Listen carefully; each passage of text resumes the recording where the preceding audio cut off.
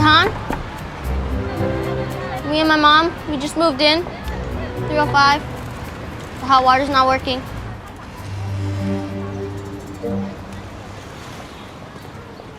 Okay. Or I could just come back another time.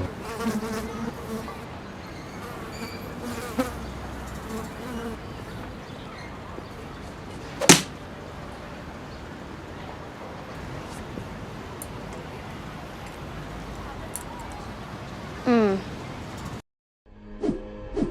2000 оны үеийн Тулаанд адал явдалд Karate Kid цувралыг мэдгүй хүн бараг байхгүй зэ. Тухайн цаг үедээ хүүхд бүрээ үзэж өссөн уг франчайзын шинжилсэн үйлбэр болох 2010 онд гарсан энэхүү бүтээлд бидний сайн мэдих Тулааны урлагийн мастер Оскарын шагналд Jackie Chan анх тоглосон бол гол дүрд нь Pursuit of Happiness киногоор анх танигдсан J.D. Smith тоглосон байдаг. Уг кино тухайн цаг үедээ Америк хэд хоёр улсын хамтарсан бүтээл болж үзэгчдийн сэтгэлд хүрч чадсан ч зарим хүмүүст нэг л дутуу мэдрэмж төрүүлсэн нь Хятадын кунг-фугийн урлагийг таниулах киноны гол дүрд өнгөт арьстан Америк жүжигчин тоглуулсан нь олонний шүүмжлэлийг дагуулсан юм. Тэгвэл энэ оны 5 сард гарсан Karate Kid Legends хэмээх шинэ анги нь үзэгчдэд өсч байсан жүжигчин гол дүрд сонгож багшийн дүрд Jackie Chan-ыг дахин тоглуулсан нь фэнүүд гэлтгүй бүх хүмүүст өндөр хүлээлт үүсгэн зөв шийдвэр байсан хэмээн Магдалины хүртэ дамжжээ. За тэгээд сонирхолтой адал явдлаар дүүрэн кинолог орохоос өмнө бүгдээрээ лайк, subscribe харангүй дарж кино тайлбараа дуусна үзээрэй.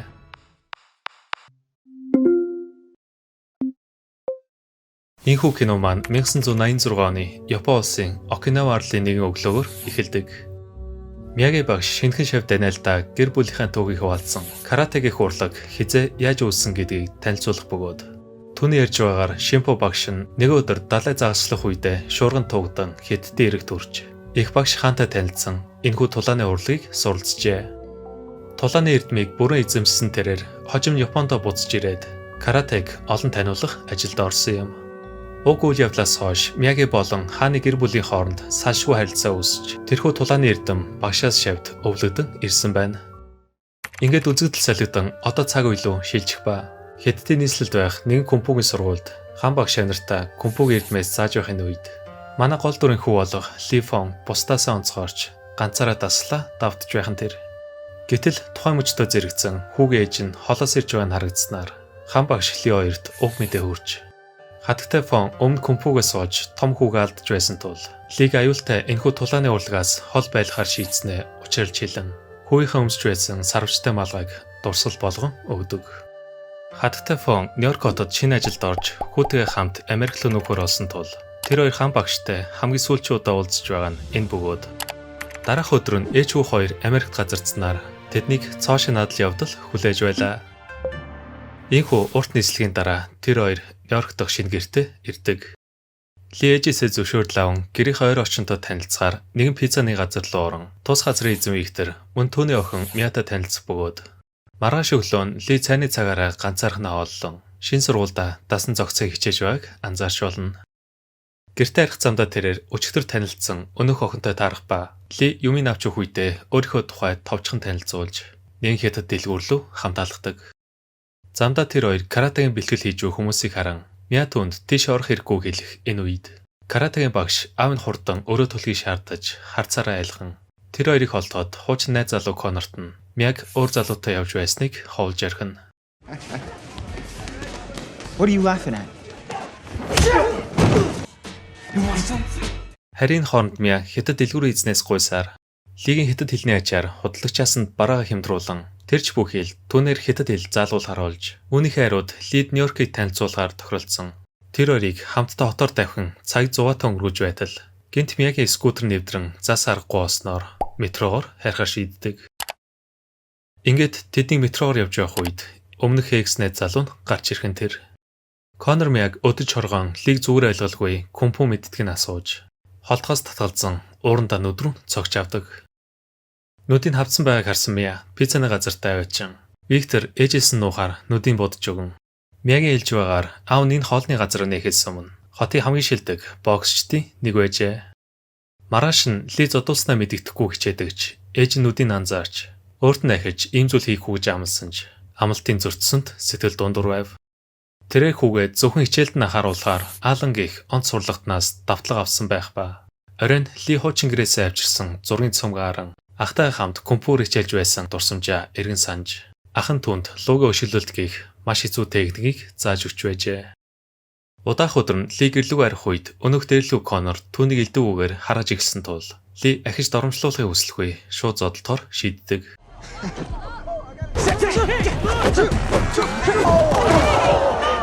Тэрээр ахыгаа зааж өгсөн техник хийсэн ч ганцхан өшгөлтөөр ялагдхан тэр.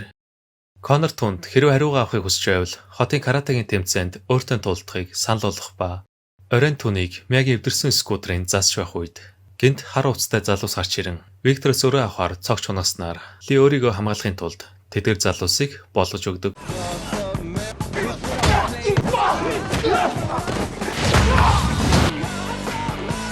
Энэ бүгдийг харсан Виктор өөрт нь кунфу зааж өгөхийг гуйв. Тэрээр огноо төрхөөс өмнө боксоор чамлахааргүй амжилт үзүүлж байжээ. Хэдий Виктор спортоос олдсон ч одоо түүнд өрөө төлөх мөнгө хэрэгтэй байгаа тул түүнээр багшлуулан буцаж ринг дээрээ гарахаар шийдсэн байна. Гэхдээ Ли ахтан тохиолдсон өмнөх харамсалтай үйл явдал ээжийн шийдвэрээс болоод ахиж ийм зүйлдээ орооцолдохыг хүсэлгүй гуйлтаас нь татгалзчихдаг. Оройн Ли ээжтэйгээ хамт дэлгүү хийсэх ба тэрээр гаргасан шийдвэртээ эргэлзэн багштай энэ талаар ярихад хаан багш хэрвээ чи үүнийг хийснээр найздаа тусалж чадах юм бол яагаад болохгүй гэж гиснээр Ли сурсан кунфугийн эрдмээ шинэ найздаа заах харуулах бөгөөд инхүү тэр хоёр боксing бэлтгэлдээ орж Виктор түнд хуучны юм байгааг харуулахаар тулдах үед Мя тэдний нууцаар бэлтгэл хийж байгаад нь уурлан үүнийгээ болох хэрэгтэй гэдэгч Виктор удаангуй усны эзэст охиныгоо ядгаж чадна. Ингээд Виктор оройн цагаар пиццаны газартаа Литэй хамт бэлтгэлээ хийсээр Ли кунфугийн сахилах бат тэсвэр төвчээрийг сурахаас гадна пицца иж хөдөлгөөнийг бокстой ослуулах бөгөөд мөн тэрээр Викторыг дасалжуулахын хажуугаар цаг заваараа пиццаны газарт нь ажиллан мяд хэд тэлээ заадаг. Нэгэн орой Ли ээжигээ ахыхын зурагны өмнө лаасалсан байгааг харан бодлогошох энэ үед Виктор сэтгэл санаа нь ямар хувайг асууж Лигийн дотроо хадгалж ирсэн хэцүү цаг үеийг хуваалцахаар осноор түүний ах тохиолдсон харамсалтай үйл явдал руу биднийг авчина. Одоогоос жилийн өмнө Лигийн ах нь кунфугийн томоохон тэмцээнд дөрвөлэн Литэй хамт гэрлүүгээ алхажээ. Гэтэл тэдний замд тулаанд ялагдсан залуу хитэн хүмүүстэй хамт зодж нүдэн ууранда Лигийн нүдэн дээр ахыг нутгалж амийг хөнөөсөн байна. Лид хойд айснаасаа олж юу ч чадаагүй дээ. Одоо хүртэл харамсдгаайлан өөрийгөө буруудахад Виктор түүний буруу байхгүйгээд энийг сэтгэлийн шарахыг даван туулахгүй л бол цаашд бүр ч хэцүү болно хэмээн тайвшруулахыг хичээж. Инхүү маргааш өдөр нь Лиг хамт явахыг гуйдагч тэрэ шалгалттай дараа уулъя гэж завгүй гэдгээ хэлээд амждаг. Гэвч Ли алны ятгалгаар оройн Мягийн байгаа парк руу очих ба хариуг мөчөд тэрээр Мяг хуучин найз залуутайгаа хамт байгааг харан гомцондоо үл тоож юу болсныг тэр Конороос л асуу гэхэд Мя түүнийг буруугаар ойлгосныг хэлэн Конор буцаж нийлэхийг гуйсан ч би зөвшөөрөөгүйгээд уучраа тайлбарлан тэр хоёрыг яг үнсэлцэх гэтэл аав нь сайхан мөчийг балдаж орхино. Инхүү тухайн өдөр нь Виктор олон жилийн дараа ринг дээр гархан тэр тулаан эхлэмэгц Виктор нүрлүүгээ цогуулан ялагдж байсан ч раунд өнгөрөх тусам цогцолтод байгаа онж өрсөлдөгчөө илүүрсээр тэрээр Лигийн хэлснээр хэцүү байдалд оруулдагч сүүлчийн мөчөд өрсөлдөгчөнд тохиодож дөрвийн бус үйлдэлхийн Викторыг маш хүнд гэмтээдэг. Харин үйл явдлыг харж үлээ ахийнх нь өмнөх үйл явдал шиг дотроо айдас давтан Викторыг эмнэлэг рүү авчиах хүртэл зөвх ахтан тохиолдсон зүйлийг бодсоор байх бөгөөд бодлого эмнэлгийн гадаа ээжийн түүнийг үнд буруутгаснаар Ли энэ бүхнээс болж сэтгэлээр унан уурандаа наасан зургуудаа урж хан багшийнхаа дуудлагад огт хариулахыг хүсдэггүй. Нэг орой түүний гэртээ ороход ээж нь байхгүй цонхон онгорхойг харсан Ли гэрт нь хүн орсныг анзаарах энэ мөчөд үл таних хүн түнлүү дайрч эхэлдэг. Гэтэл тухайн хүн хан багш байх ба орой олны дараа багш нь Лигийн урсан каратегийн зургуудыг анзаарч маргааш найзтай ноцч уулзахаар шийдэх бөгөөд ингээд удаах өдөр нь Ли Виктороос уучлалт гуйх үед Виктор түүний буруу шимэн өөрөөсөө олж тулаанд ялагдсан гэхэд хан багш юу болсныг ойлгон тэдэнд туслахаар Ли каратегийн тэмцээнд бэлтгэр шийднэ. Инхүү хан багш Мягийн сургууль руу очин түүний шав Даниэлтэй уулздаг. Тэрээр Даниэл шавийнхаа талаар тайлбарлан тэмцээнд ялахын тулд Мягийн каратегч бас сурах хэрэгтэй байгаа гэд түнд зааж тусалж өгөхийг гуйдагч. Даниэл Нью-Йорк руу явах боломжгүй гэж татгалзах бөгөөд хэдий хан багш хүссэн хариугаа авч чадаагүйж түүнийг туслана гэдэгт итгэлтэй байлаа.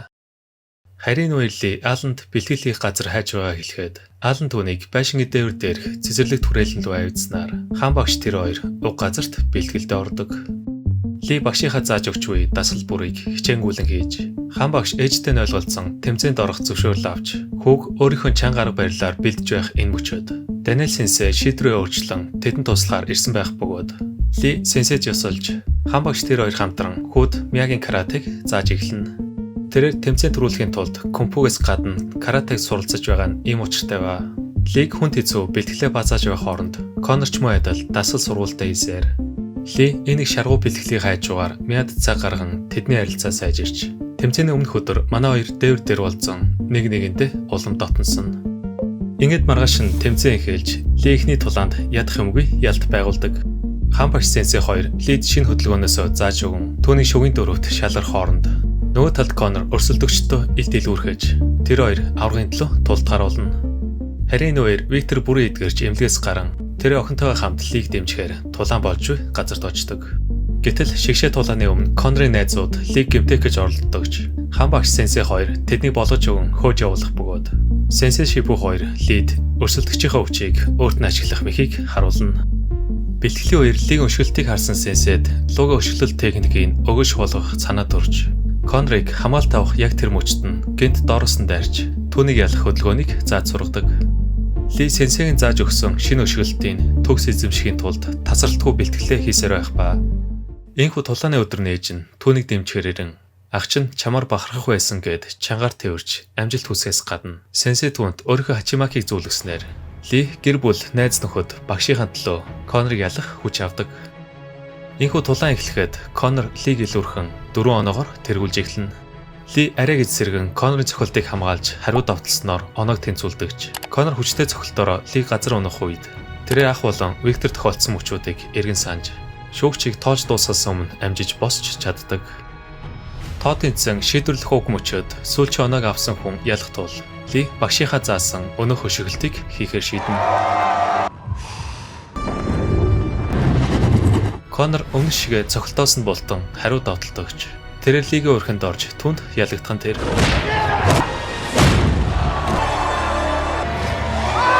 Гэсэн ч Конор хариугаа авахар араас нь дайрахад Ли газар унгаан цохоор далаадагч. Багшийнхаа сургаснаар дайснаа хүндлэн газар руу зохиож түүнийг өршөөдөг.